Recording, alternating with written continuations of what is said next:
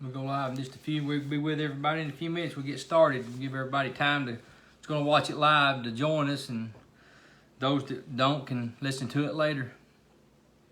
We'll get started in just a few minutes.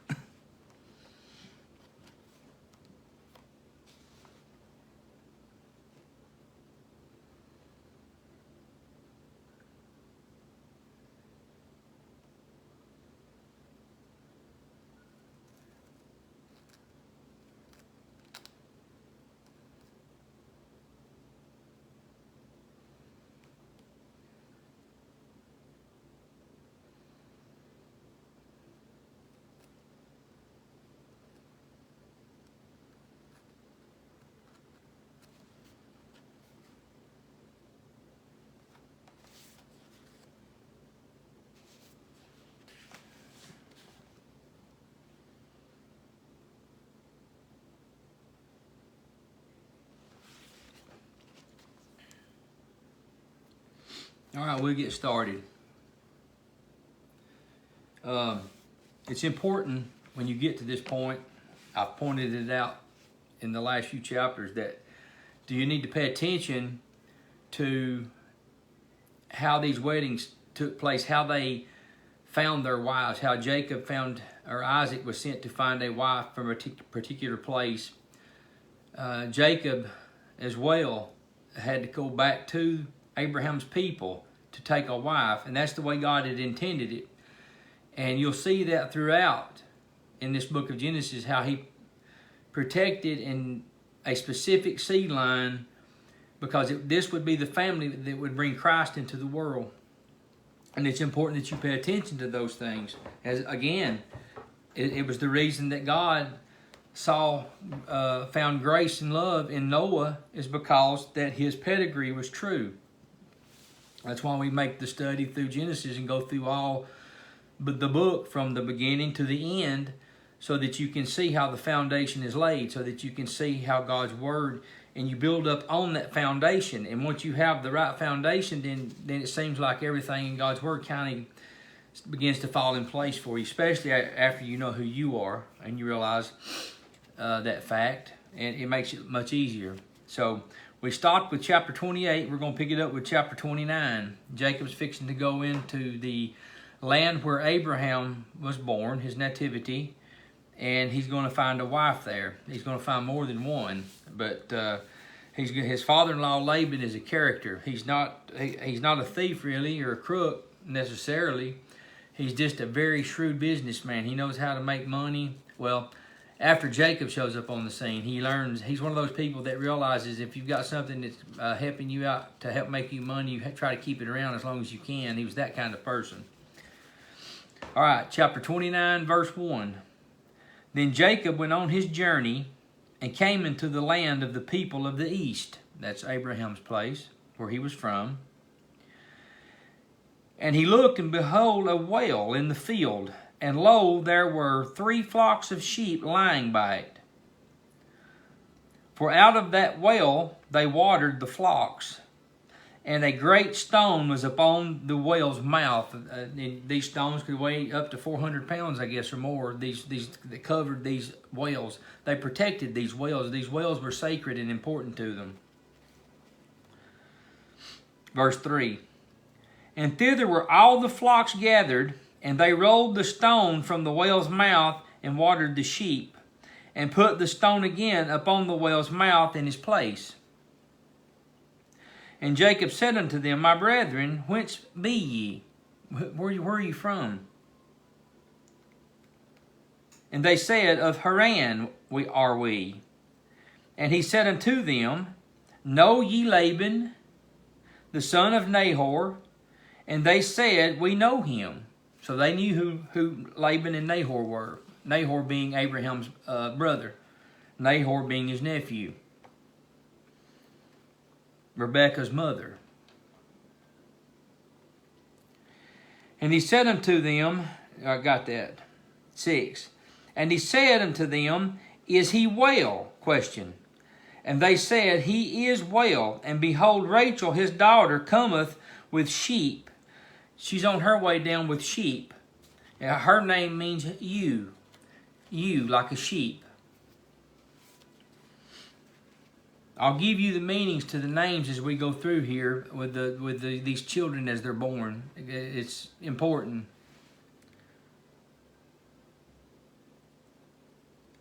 And he said, Lo, it is yet high day. Neither is it time that the cattle should be gathered together. Water ye the sheep and go feed them. So what he did right there is he showed his ability, his husbandry, that he understood cattle and sheep and how to take care of animals. He learned that from his father, and his father learned it from Abraham. He was a good husbandman of the land, of the flocks. He knew it wasn't time to bring them for water. To make money and to get them to produce the way they're supposed to produce, they were supposed to graze and feed in the fields a lot longer before you brought them down to water. He understood that, and that's why he was making that statement to them, and she recognized that he was educated. He knew what he was talking about when it came to the animals. And Laban's going to benefit from his knowledge as well. That's why Laban is going to do everything that he can within his power to keep old Jacob around as long as he can.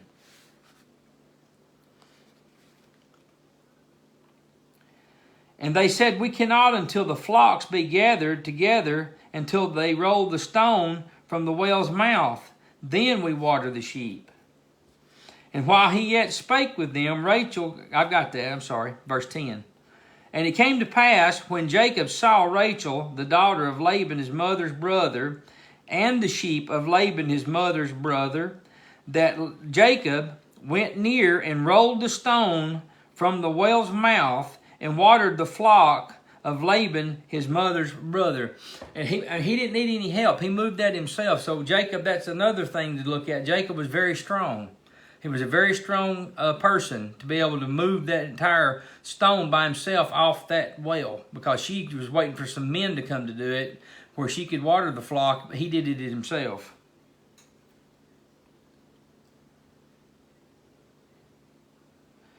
Verse 11. And Jacob kissed Rachel and lifted up his voice and wept, because he knew that he was coming into a strange land, and he knew that he had been told he couldn't take a wife from the land of where he came. He was coming here for that purpose. And just like it was for his Isaac and Rebekah, there was love at first sight, it was with him and Rachel as well. He fell in love with her immediately. And Jacob told Rachel that he was her father's brother, meaning of his brethren, not literally his brother, and that he was Rebekah's son. And she ran and told her father. She ran and told him that, hey, we've got kin here. And it came to pass, when Laban heard the tidings of Jacob, his sister's son, that he ran to meet him, and he embraced him and kissed him, and brought him to the house. And he told Laban all these things, and he explained to Laban everything that had been happened and what he was there for. Now, Laban was excited because he remembered from when the servant of Abraham came, the great wealth that he had. And he knew that by the words from the servant of Abraham that came there, that told them that Abraham became a great man. He was wealthy. And so he just assumed that, hey, this old boy here, his grandpa was Abraham, and he was wealthy, so he knew he was probably well-to-do too. And also, he knew that these people were blessed of God. And at the same time, they recognized people that were truly blessed of God, though these people here they idol worshipped. They worshipped idols. Laban, these people did.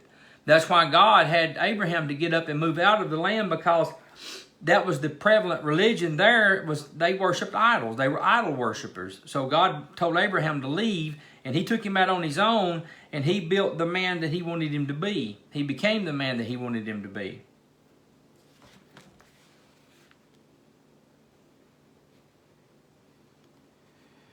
And it came to pass that when Laban, 14. And Laban said to him, surely thou art my bone of my bone, or a bone in my flesh. And he abode with him the space of a month. So he was there for a month with him. And Laban said unto Jacob, because thou art my brother of my brethren, that's what that means, not literally his brother, shouldest thou therefore serve me for naught? Question. Tell me what shall be thy wages. If you're going to stay here with me for a while, you're going to be busy working and stuff. Tell me what your wages will be. So at least Laban was an honest man in that much, but he also was a very shrewd businessman. He was going to milk something for all he could get out of it. 16. And Laban had 2 daughters. The name of the elder was Leah, and the name of the younger was Rachel. Again, Rachel means ewe, as a ewe lamb, a baby lamb, sheep. And Leah means tender or weak. And it's because it means weak-eyed. One of her eyes, she was weak-eyed, is what it means. 17. And Leah was tender-eyed, but Rachel was beautiful and well-favored. That was the only difference in the two.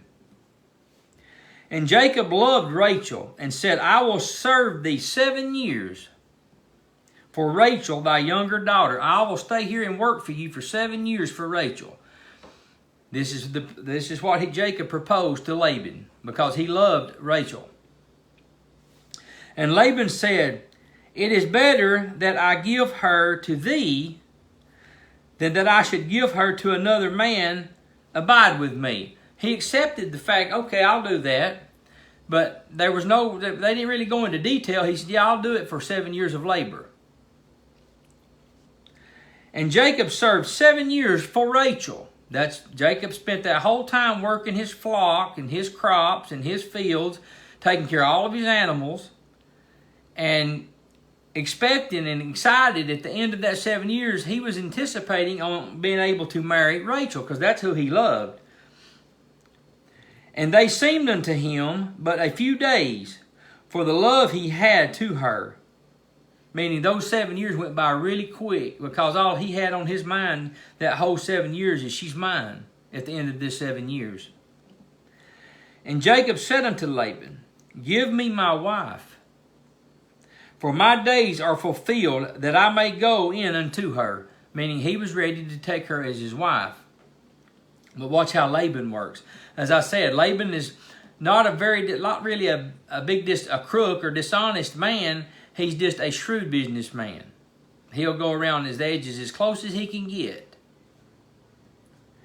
And Laban gathered together all the men of the palace of the place and made a feast. I mean, they're going to have a celebration. And these wedding ceremonies and the wedding feast would last a whole week. I mean, it was a bash that they put on for an entire week. And Jacob had been there for 7 years, so he was ready to party, because that's what they were fixing to do. And it came to pass in the evening that he took Leah, his daughter, not Rachel. He took Leah, his daughter, and brought her to him, and he went in unto her and took her instead. Now, you have to believe that because of the celebrating of the festival that had been taking place, he wasn't thinking clearly. Probably had too much wine, and he wasn't thinking clearly. And so, here's Leah and not Rachel. And he went in unto her. 24. And Laban gave unto his daughter Leah Zilpah, his maid, for an handmaid. Meaning he gave her a servant, basically. 25. And it came to pass that in the morning, behold, it was Leah. After he came and got, I guess, sobered up a little bit, he seen who it was. And he said unto Laban, "What is this that thou hast done unto me? This ain't the deal we made. Did not I serve with thee for Rachel?" He worked 7 years. With the number 7, pay attention to the number 7. As I said, when you see numbers, God's talking to you. "Wherefore, then hast thou beguiled me?" You deceived me. But watch how Laban words it.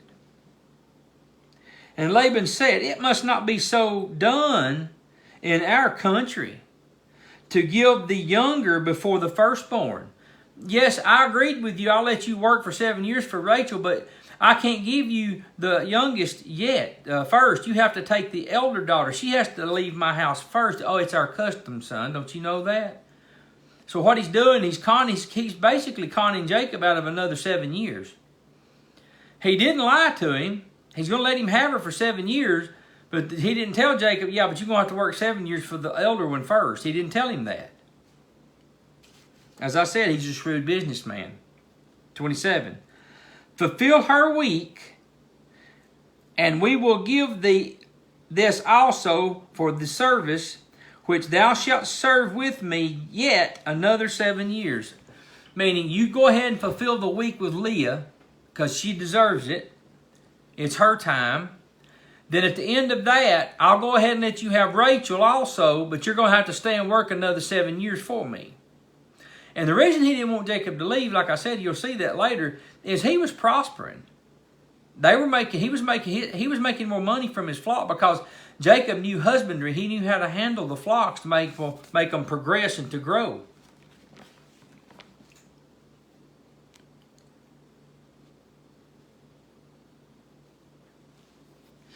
"28. And Jacob did so, and fulfilled her week. That's Leah. And he gave him Rachel, his daughter, to wife also. 29. And Laban gave to Rachel his daughter Bilhah, his handmaid, with her.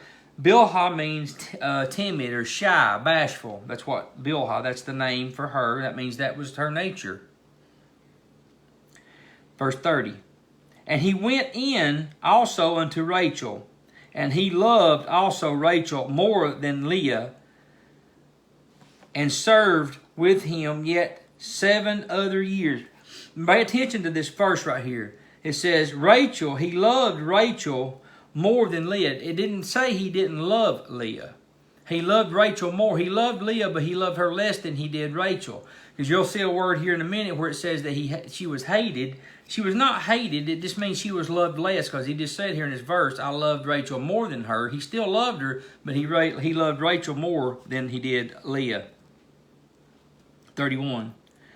And when the Lord saw that Leah was hated, loved less, he opened her womb, but Rachel's was barren. So the one that he loved the most, she was barren. And here Leah is going to give him a son. And Leah conceived and bare a son, and she called his name Reuben. He would be the eldest. For she said, surely the Lord hath looked upon my affliction. Now therefore my husband will love me. She thought because she had him a son that he would love her as much as he did Rachel. And the word Reuben means, because it explains it here in the verse, to see a son, to be seen, to see. That's what Reuben means. Verse 33. And she conceived again, and bare a son, and said, because the Lord hath heard that I was hated, loved less, he hath therefore given me this son also. And she called his name Simeon. And Simeon means a hearing, to hear, a hearing. Verse 34. And she conceived again, and bare a son, and said, now this time will my husband be joined unto me, because I have borne him 3 sons. Therefore was his name called Levi. Levi means joined, because that was in her mind. She thought it, so his name was Levi. She thought these sons would bring him closer to her, but his heart was to Rachel from the first time that he saw her. Verse 35. And she conceived again, and bare a son, and she said, now will I praise the Lord. Therefore she called his name Judah. And then she left bearing, meaning she was not able to bear children for a time. God had closed her womb, and she wasn't bearing any children after Judah, and Judah means praise. That's what Judah means. Verse 30. Chapter 30. And when Rachel saw that she bare Jacob no children, Rachel envied her sister. She was jealous. And said unto Jacob, give me children, or else I die. And Jacob's answer was kindled against Rachel. And he said, am I God? Am I in God's stead? Who hath withheld from thee the fruit of thy womb? Hey, I can't be God. I'm not God. It's not me, because your sister's having children. It's you. It was her that was that God had not opened her womb. And she said, behold, my maid Bilhah, go in unto her, and she shall bear upon my knees, that I may also have children by her. So here we go. It happened with Abraham, but so these are Adamic peoples, but she wants him to take her servant and bear a child so that she may have a child.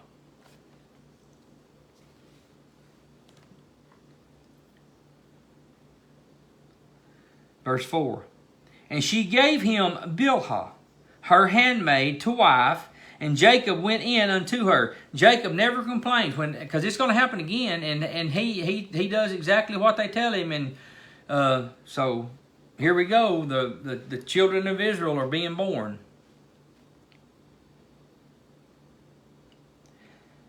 And Bilhah conceived and bare Jacob a son. Verse 6. And Rachel said, God hath judged me, and hath also heard my voice, and hath given me a son. Therefore called she his name Dan. Dan means to judge, or judgment. That's what Dan means. Verse 7. And Bilhah, Rachel's maid, conceived again, and bare Jacob a second son. And Rachel said, with great wrestlings have I wrestled with my sister, and I have prevailed. And she called his name Naphtali. And Naphtali means my wrestling. That's what it means, my wrestling. These children were born because of the thought and the mindset and the condition of the situation that these women were in. And they were together. This was a family unit. But Rachel, still being barren, and that's the one Jacob, that was his first love, his true love. She will have children, but she's doing it this way, and God's allowing it. Because the 12 tribes of Israel are going to take place. I mean, the nation Israel is going to come into existence, and you're seeing it. You're seeing the birth of those promised nations that God promised Abraham and to Sarah. That he told him, said, nations shall come from thee, and kings and queens shall come from thy loins. And you're seeing it happen right here. It's coming to pass. Verse 9. When Leah saw that she had left bearing, remember, her womb had been closed up after she had had so many boys for him.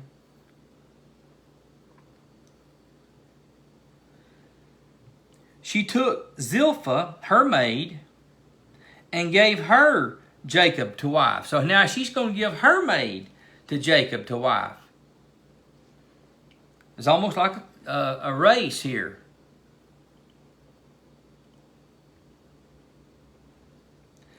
And Zilpah, Leah's maid, bare Jacob a son.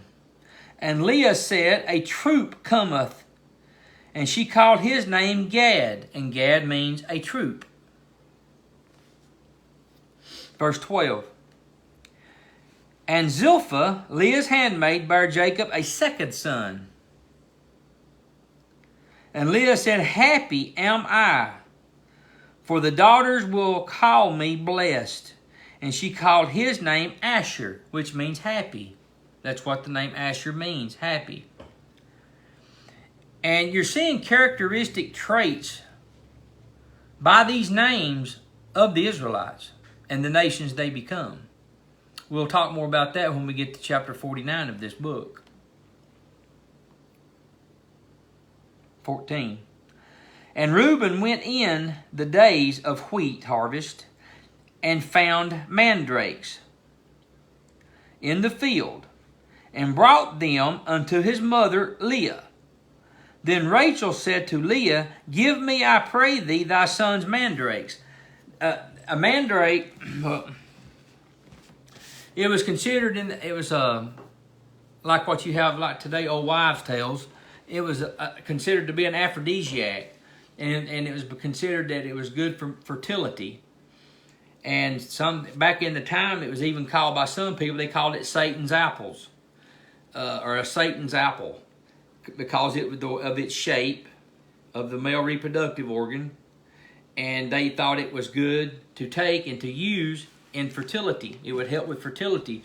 So Rachel's trying everything. She's trying to going around. Basically, she's doing it not God's way, and trying to get the mandrakes from Reuben, Leah's son, Reuben. And it's not going to work out like she wants it to. 15. And she said unto her, is it a small matter that thou hast taken my husband? Question. And wouldest thou take away my son's mandrakes also? And Rachel said, meaning Leah knew that Jacob loved Rachel more. And that's what she said to her just now. You want my son's mandrakes as well? And Rachel said, therefore he shall lie with thee tonight for thy son's mandrakes. So she's selling out Jacob to her for the night for the mandrakes from her son. And again, Jacob does not complain. 16. And Jacob came out of the field in the evening, been working the cattle. And Leah went out to meet him and said, thou must come in unto me, for surely I have hired thee with my son's mandrakes. And he lay with her that night. So Rachel thought she would get the mandrakes and then she would conceive. She gave Leah to him because Leah's womb had been, she had to stop bearing children. And see what happens. And God hearkened unto Leah and she conceived. Rachel didn't. Leah did. And bare Jacob a fifth son. See, God is in control. When you try to do things your way and you try to find another way around thinking that I've got a better plan here, it don't work that way. And she found that out. And Leah said, God hath given me my hire, because I have given my maiden to my husband, and she called his name Issachar, means of my wages, of my hire. 19. And Leah conceived again, and bare Jacob a sixth son. And Leah said, God hath endued me with a good dowry. Now will my husband dwell with me, because I have borne him 6 sons. See, she kept thinking the more children she had, then he would eventually love her more than Rachel, or as much. And she called his name Zebulun, a dwelling. That's what it means. She wanted him to dwell with her and thought he would be there dwelling with her after this 6th son. So she named him Zebulun, which means dwelling. 21. And afterwards she bare a daughter and called her name Dinah. And Dinah means justice. She would be the only daughter of the group here. Again, God in control. 23. And God remembered, 22, God remembered Rachel. And God hearkened to her and opened her womb. Maybe if she had prayed more to God first, instead of going after the mandrakes, doing it that way, she would have already had a child. But she went after the mandrakes. That's not how you do it. If there's a problem, God has to be the one to fix that problem. That kind of problem. Only God can. 23. And she conceived and bare a son, and said, God hath taken away my reproach. And she called his name Joseph, and said, the Lord shall add to me another son. And Joseph's awesome. It means God increases. 25.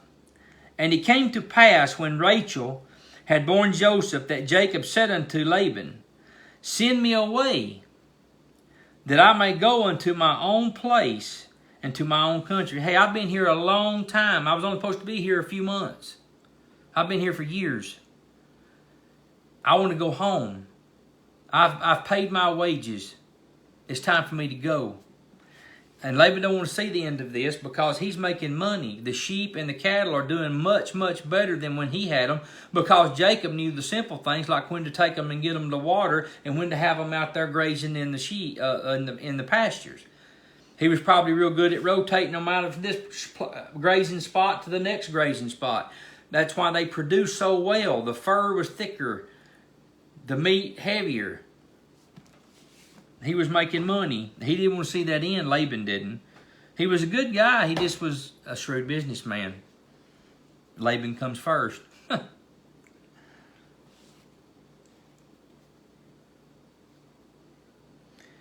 give me my wives and my children, because there were several now, for whom I have served thee, and let me go. For thou knowest my service which I have done thee. You know what I've done for you, and all that I've done for you all these years. You're in better shape now, much better shape than you were when I got here. And Laban said unto him, Oh, I pray thee, if I have found favor in thine eyes, tarry for I have learned by experience that the Lord hath blessed me for thy sake. At least he was smart enough to admit it. The Lord has blessed me abundantly because of you, boy, because you're here under my roof.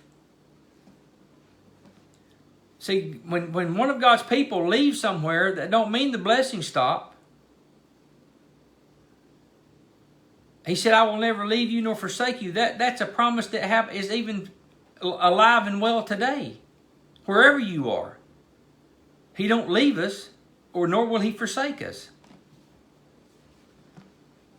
So because of Jacob, he was wealthy. 28. And he said, Appoint me thy wages, and I will give it. And he said unto him, Thou knowest how I have served thee, and how thy cattle was with me. For it was little which thou hadst before I came. You didn't have much before I got here, and now they had mass herds. And it is now increased unto a multitude. And the Lord hath blessed thee since my coming. And now when shall I provide for mine own house also? Meaning, I've got to provide for my own now. I've worked for you all this time. You had nothing when I got here. You have a multitude now. I want my part. Which is fair. And he said, What shall I give thee? And Jacob said, Thou shalt not give me anything. Jacob's smart too. And this is God's plan he's fixing to tell here. If thou wilt do this thing for me, I will again feed and keep thy flock. You ain't giving me nothing. This is how I want it to be. This is how I want it to go down. This is what's going to be mine. I will pass through all the flock today, removing from thence all the speckled, the spotted cattle, and the brown cattle among the sheep, and the spotted and speckled among the goats, and of such shall be mine hire. Those odd colors like that were a rarity. So Laban's going to jump all over this deal because he's going to get all the pure color, the white, and they're going to, he's going to be left with the speckled and the spotted and ring-necked. So he thought that was a good deal, but he's even going to do something harsh here. Because like I said, Laban's a shrewd businessman.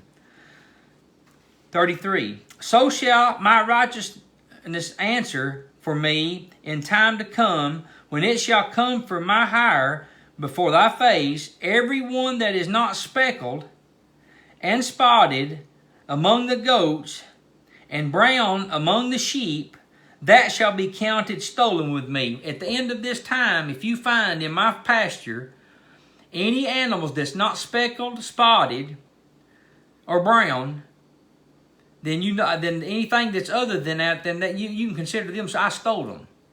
But he's not going to steal them. He's just telling you that's how it's going to be. This is the deal. I'll take the speckled and the spotted when they're born. That'll be my flock and sheep that I take out with me when I go. That'll be my hire. And you get all the good. That's what Laban thought he was saying.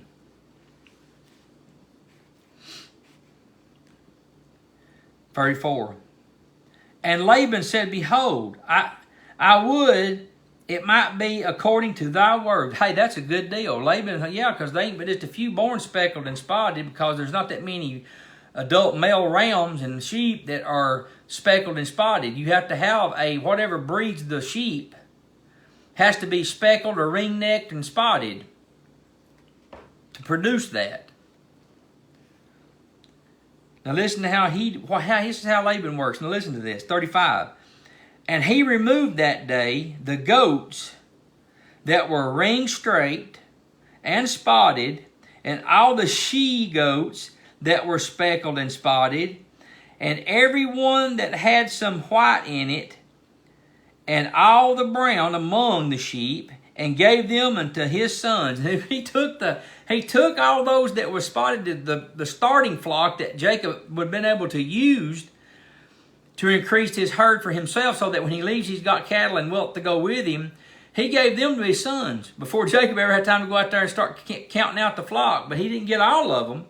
But that's what he did. He went out there and gathered up as many of them as he could, so Jacob wouldn't have a lot to start with. That's the shrewd businessman that Laban is. 37. And now listen to how Jacob did. This is husbandry. This is smart. Jacob was smart. And Jacob took him rods of green poplar and of hazel and of chestnut trees. He took the little small saplings of chestnut trees, hazelnut trees, and poplar trees. And he peeled white strakes in them and made the white appear which was in the rods. Meaning he peeled the bark off so it made white sticks.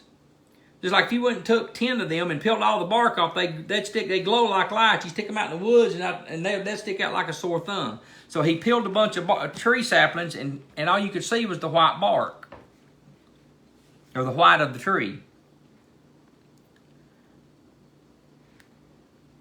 38. And he set the rods which he had peeled before the flocks, in the gutters, in the watering troughs, when the flocks came to drink, that they should conceive when they came to drink. So what he done, this is smart.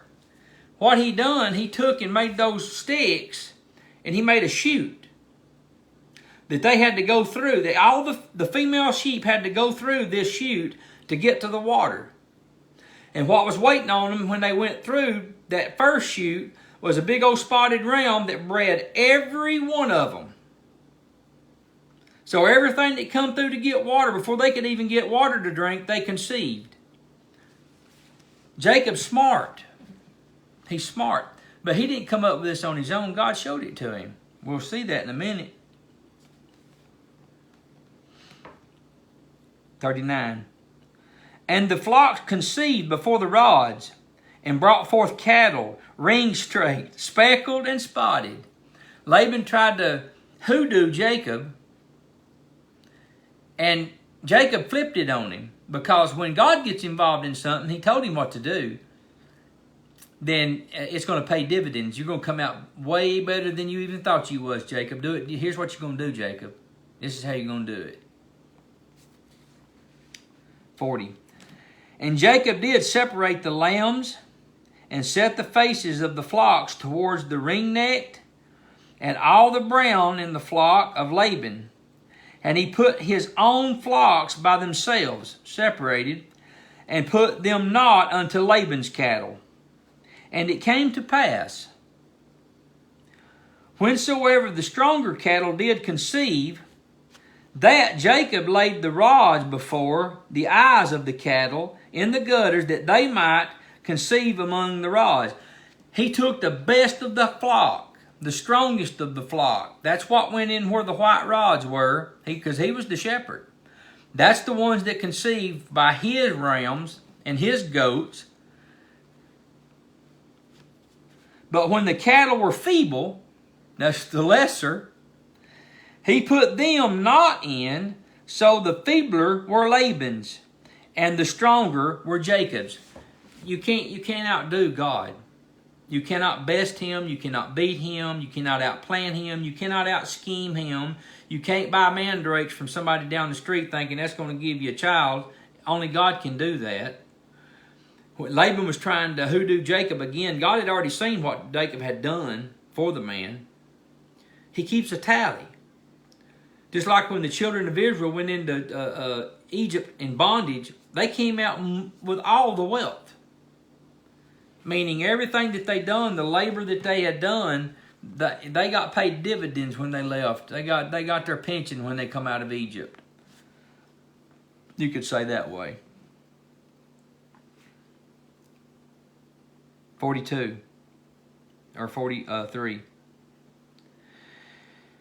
And the man increased exceedingly, and had much cattle, and maidservants, and menservants, and camels, and asses. He was getting blessed, overwhelmed. He was just getting overwhelmed with things. The same way God did for Abraham and to Isaac. He told Abraham, your seed will be as numerous as the stars of heaven. You're seeing them seed come alive here. And he's going to bless everything they touch, everywhere they go. And he has even to this day. Some people, the thing is, they don't know how blessed they are. 31, chapter 31. And he heard the words of Laban's son saying, now listen to what they decided to say when they seen how well God had blessed Jacob's flock. Jacob hath taken away all that was our father's, and of that which was our father's hath he gotten all this glory. And Jacob beheld the countenance of Laban, and behold, it was not toward him as before. Because he seen what God had done for him. He tried to put one over on Jacob, and it backfired on him. And the Lord said unto Jacob, return unto the land of thy father, where Abraham and Isaac, and to go to thy kindred, and I will be with thee. No matter what countenance you see on his face, it doesn't matter. You can leave and take all that is yours with you because I am with you. If God is with you, then nothing can touch you. If he has you on a path, tells you to go to a place, and he's fixing, that's what's taking place here, because Jacob's probably a little nervous. God said, I'm with you, go on, go. He has nothing to worry about, nothing to fear. And Jacob sent and called Rachel and Leah to the field unto his flock, and said unto them, I see your father's countenance, that is not toward me as before. But the God of my father hath been with me. God was with me, and he's the one that blessed me, and Laban's not liking what he sees. And ye know that with all my power I have served your father. I gave your father everything, every ounce of energy that I had while I served him. I gave him 110%. And your father hath deceived me and changed my wages 10 times. But God suffered him not to hurt me. God wouldn't allow him to punish him and hurt him in any way. But he did connive and through finagling with Jacob, use him, and changed his wages, as he said many, many times. If he said thus, the speckled shall be thy wages, then all the cattle bear speckled. And if he said thus, the ring straight shall be thine hire, then bear all the cattle ring straight. Thus God hath taken away the cattle of your father and hath given them to me. All the births that have taken place this time are mine. God did it. He gave them to me. And he did through a plan. 10. And it came to pass at the time that the cattle conceived that I lifted up mine eyes. And I saw in a dream, and behold, the rams which leaped upon the cattle were ring-straight, speckled, and grizzled. He dreamed in a dream how to do this. God gave him the plan of how to get these cattle and fix these rods so that when they come in to drink, the one that was waiting to breed them was ring-straight, speckled, and spotted, and grizzled, which is like a bay or roan bay, like a horse color. And the angel of God spake unto me in a dream, saying, Jacob. And I said, Here am I. And he said, Lift up now thine eyes, and see all the rams which leap upon the cattle are ring-straight, speckled, and grizzled. For I have sent all that Laban doeth, or I have seen all that Laban doeth unto thee. He ain't got by with nothing. All that he's done to you, you're about to get paid back, probably tenfold. I'm going to see to it that you get paid back, because he's going to do this God's way. And all the births of all these different sheep, cattle, and rams, all this stuff is going to be born are going to be ring straight, speckled, spotted, and grizzled. Meaning they're going to belong to Jacob.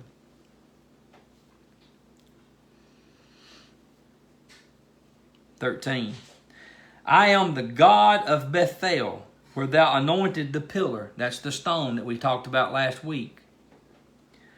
And where thou vowedest a vow unto me, now arise, get thee out of this land, and return unto the land of thy kindred. It's time to go home, Jacob.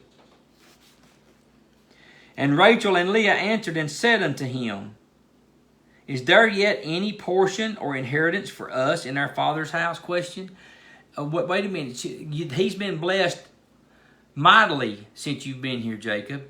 He's rich. He should be giving us our inheritance, our dowry.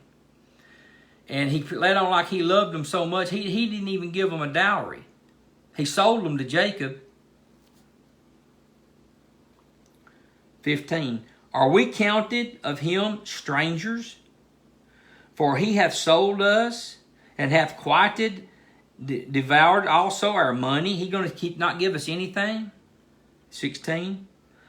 For all the riches which God hath taken from our father, that is ours and our children's. Now then, whatsoever God hath said unto thee, do.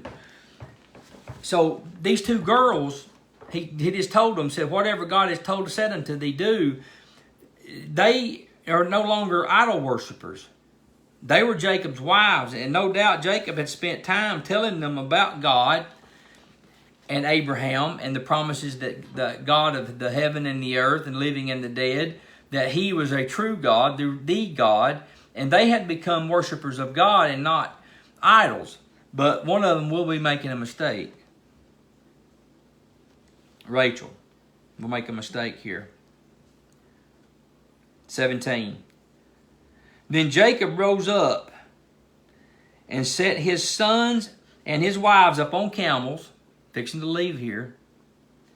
And he carried away all his cattle and all his goods which he had gotten, the cattle of his gadding which he had gotten in Pandanaram, for to go to Isaac his father in the land of Canaan. So he's already got them all saddled up, got all the flocks. He's heading out. And Laban went to shear his sheep, and Rachel had stolen the images that were in her father's, of her father's. These images were idols. It was idols, and all these idols were gold. They were made of gold. So she was taking her dowry. She was getting what she thought was rightfully hers, which was wrong to do it like this, but she wanted what was hers. And Jacob stole away unaware to Laban, the Syrian, not a Syrian, that's a geographical identification of who he was, in that he told him not that he fled, meaning he just left because God told him to go, so he went. So he fled with all that he had. And he rose up and passed over the river and set his face toward the Mount Gilead. That's the stony or the rocky place going into Canaan. And it was told to Laban on the third day, and he's had 3 days' journey now ahead of him, that Jacob had fled. And he took his brethren with him and pursued after him 7 days' journey. And they overtook them in the Mount Gilead. So there where he was heading to start with, that's where they overtook him.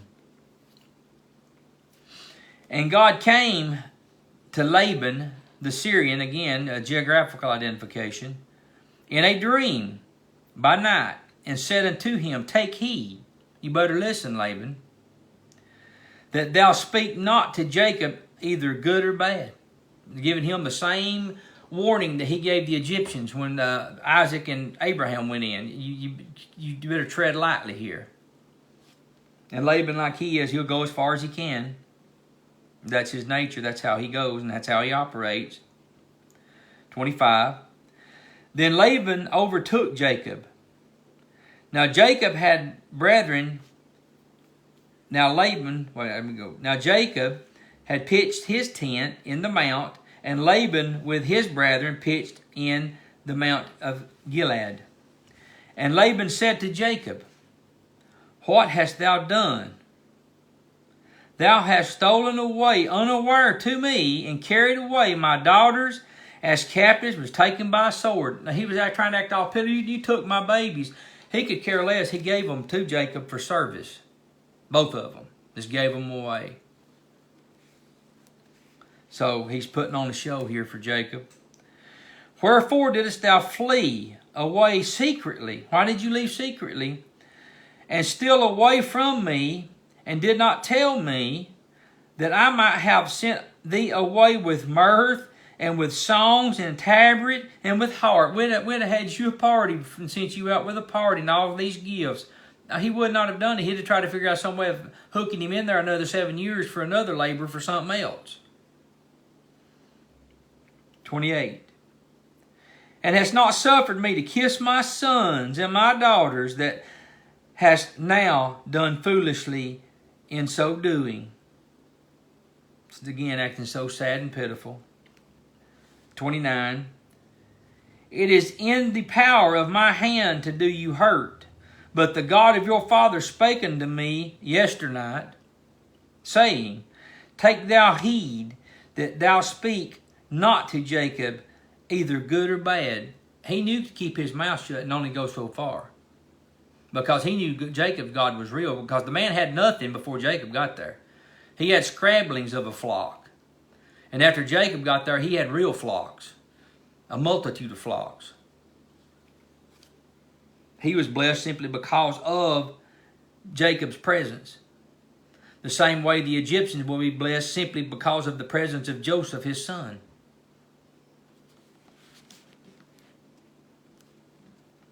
See, what was it he told Abraham? Your seed would be a blessing to all people. Christ hadn't been born yet. Not in the flesh. And yet they were blessings to peoples wherever they went. If they weren't cruel and mean and tried to kill them, when they dwelled there, the people were blessed simply because of their presence. Look around at the nations, the Christian nations of the world today. Just take a look.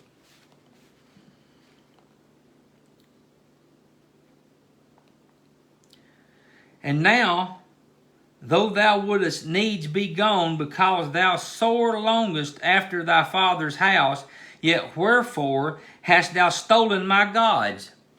Jacob didn't know what he was talking about. See, they were idol worshippers. But Leah and Rachel were already worshiping God, because they had sought to him. Which when he told him, he said, you do what God tells you to do. 31.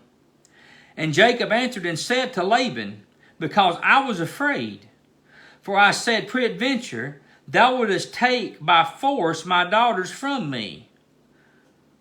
32. With whomsoever thou findest thy gods, let him not live. He said, if you find them gods here, whoever's got them, you can kill them.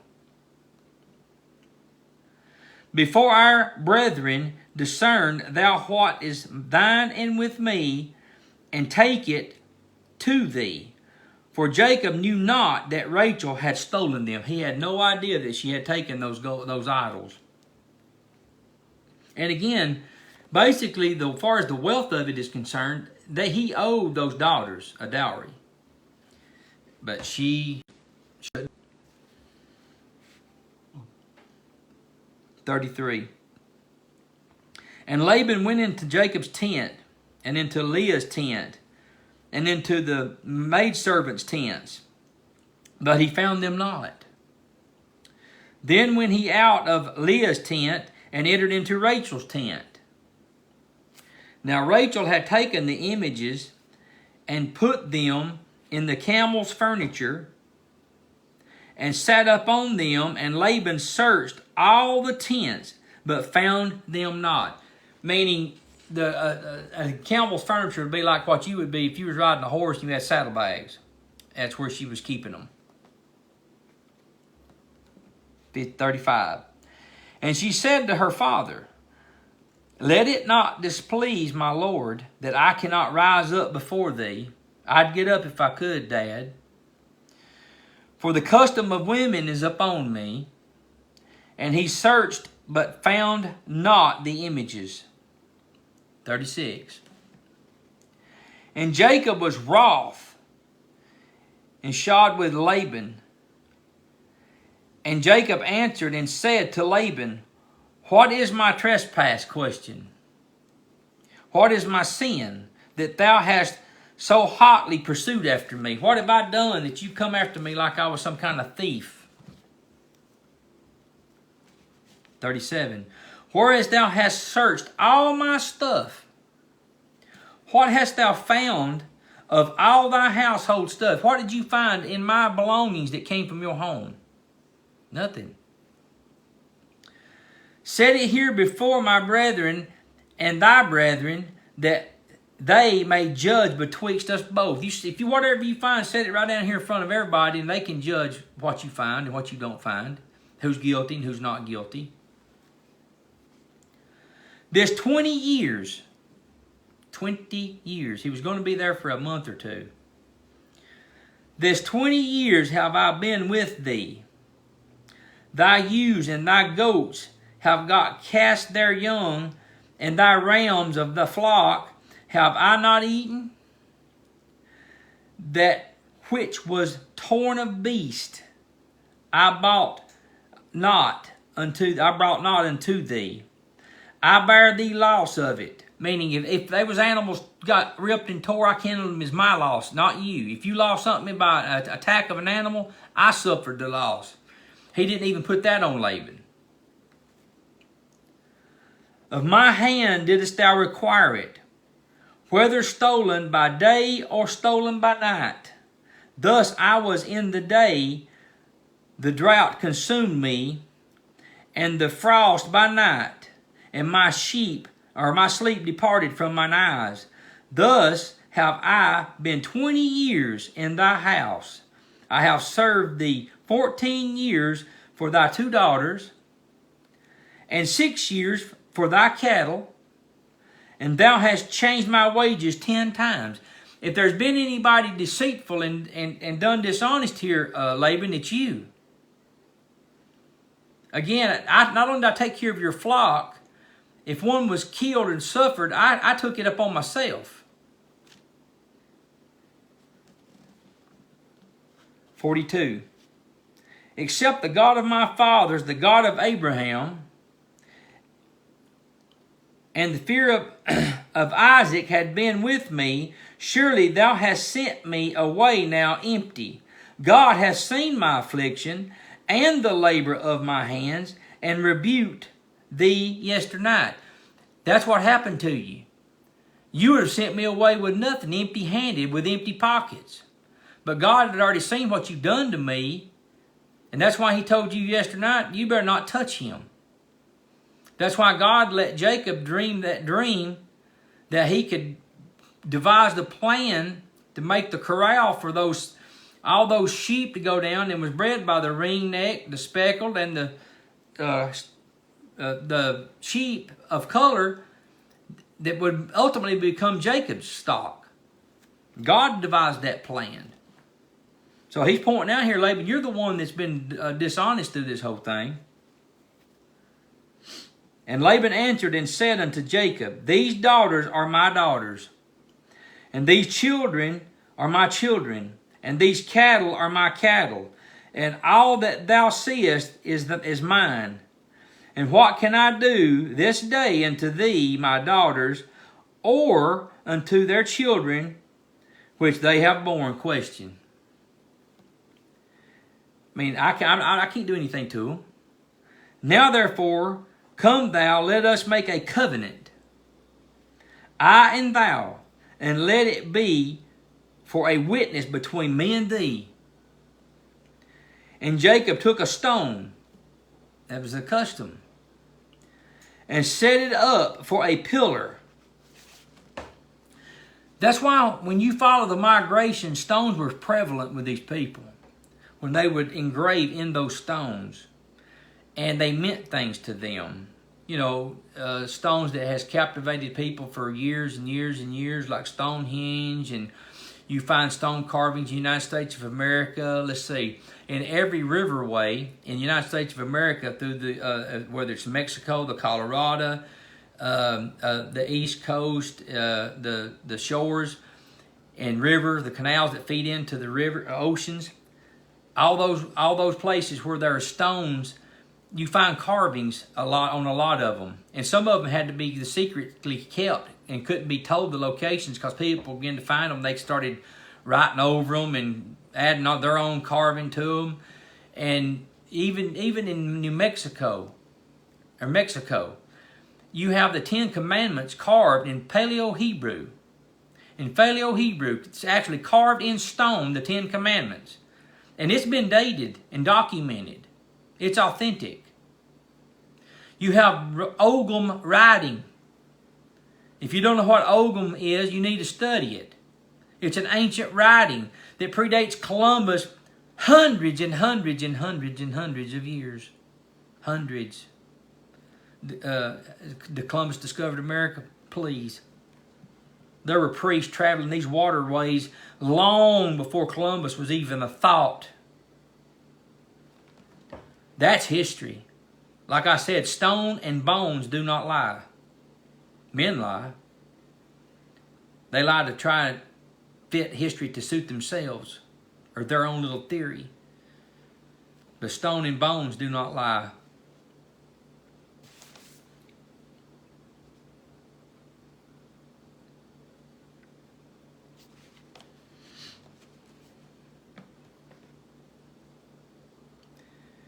(46) And Jacob said unto his brethren, Gather stones. And they took stones and made an heap. And they did eat there upon the heap. And Laban called it Jeshurdath. But Jacob called it Galeed. Laban called it the other, and Jacob called it Galeed. And Laban said, This heap is a witness between me and thee this day.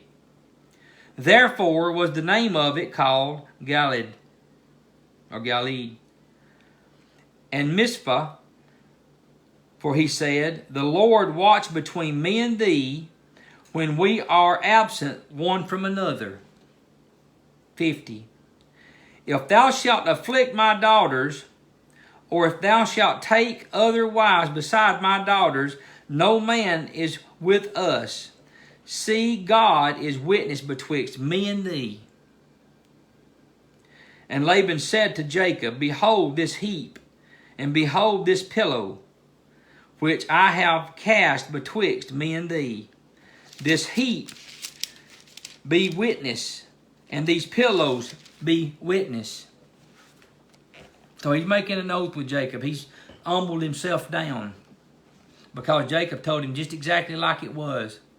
And he's remembering he was visited by God in a dream already. That I will not pass over this heap to thee, and that thou shalt not pass over this heap and this pillar unto me for harm. 53. The God of Abraham and the God of Nahor, the God of their father, judge betwixt us. And Jacob sware by the fear of his father Isaac. 54. Then Jacob offered a sacrifice upon the mount and called his brethren to eat bread. And they did eat bread and tarried all night in the mount. And early in the morning Laban rose up and kissed his sons and his daughters and blessed them.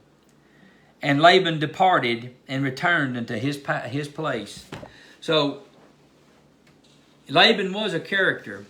But there's a lot you can learn from those chapters we covered. One, is God intended for these boys, Isaac and Jacob, Abraham's offspring, to marry a specific people, meaning marry of the same peoples. That's the way God had intended it. When he created people, he created kind after kind. So, then you see how God, even though when you're being taken advantage of, he don't miss the tally book. He knows when you're being taken advantage of.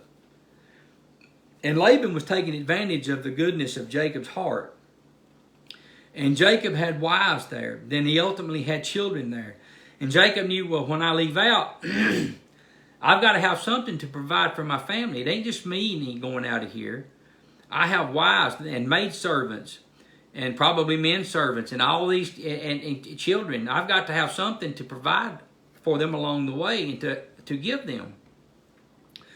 So God showed him the plan to take the rods and peel the bark off, create a corral at the watering troughs and the watering holes, so that when those animals go into water, the first thing they're going to come in contact with is a big old male ram that's ring-necked, straight, or grizzled.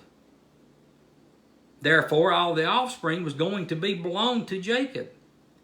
Even when you're in a land that's foreign to where you should be, and you're more or less working for somebody, not really a slave, but you're working for somebody else, and they're taking advantage of you, God's not missing it.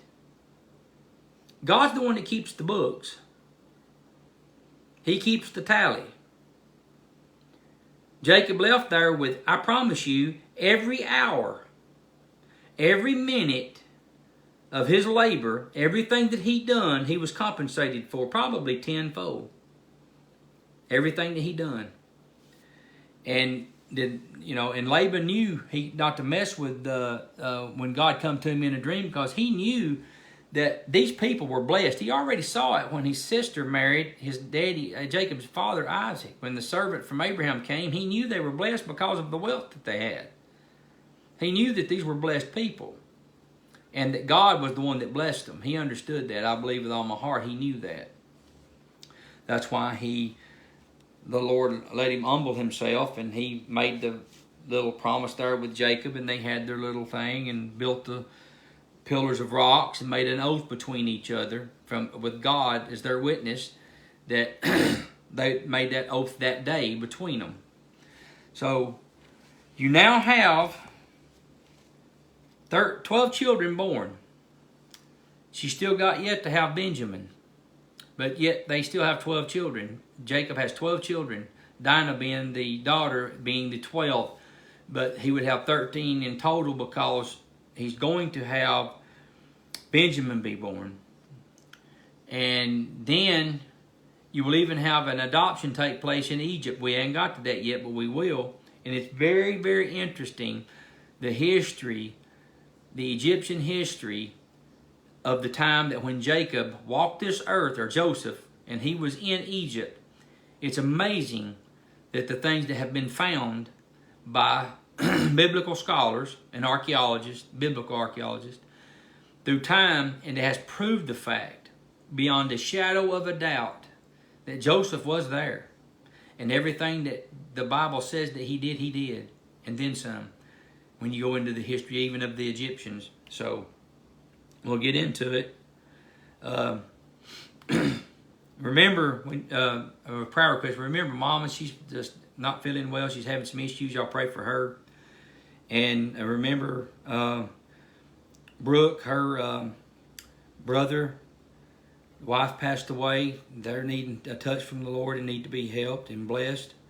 And my cousin, John Black and Kelly, their daughter was killed in a car wreck, and they're preparing to lay her to rest. Pray for that family, because it has tore them up. I mean, it's devastating, especially someone that's just 27 years old.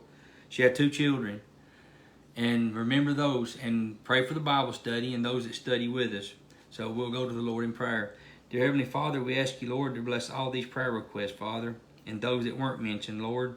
We ask you, Father, to touch the people's minds that study with us, and bless this Bible study, Father. We ask this in Yeshua Jesus' name. Amen. All right. that's this Bible study, and we'll have another one. I'll post the date of when it's going to be, probably next Wednesday. So if nothing happens, I'll see you next Wednesday night.